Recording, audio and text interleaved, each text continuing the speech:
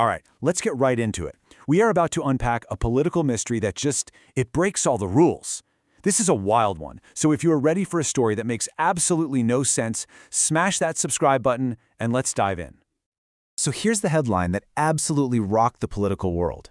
Conservative activist Charlie Kirk, founder of Turning Point USA, only 31 years old, was assassinated. Just like that, assassinated while giving a speech at a university in Utah. I mean, this was a massive, seismic event. And right away, everyone was asking the same thing. Who did this, and why? We're going to investigate this high-stakes mystery. And let me tell you, it gets stranger and stranger with every single clue that comes out. Okay, Section 1, the official blame game. Or, the simple story. So in those first chaotic hours, right after the news broke, one single narrative just completely took over the airwaves. I mean, it was loud, it was clear, and there was zero confusion about who the administration was pointing the finger at.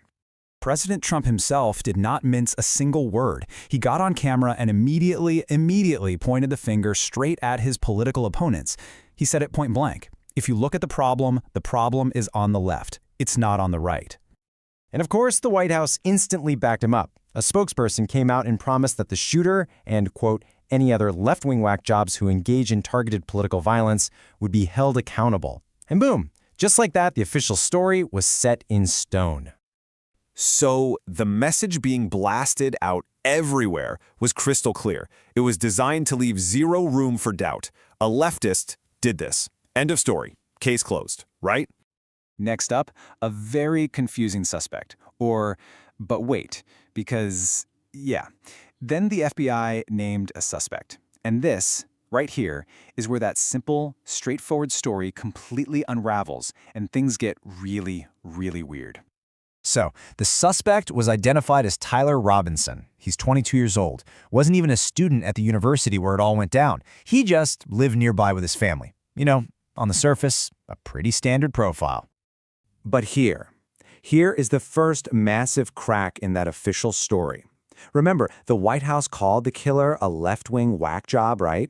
Well, it turns out public records show his entire family are registered Republicans, like all-in MAGA supporters. And you can't get much clearer than this quote from the suspect's own grandmother. She told reporters, "Most of my family members are Republican. I don't know any single one who's a Democrat. So how in the world does a supposed left-wing whack job come from a family that's 100% MAGA? It just doesn't add up." All right, part 3, inside the killer's mind. And yeah, it gets weirder.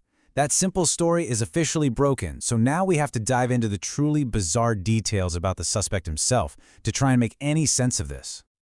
Okay, so get this. Here's another twist for you.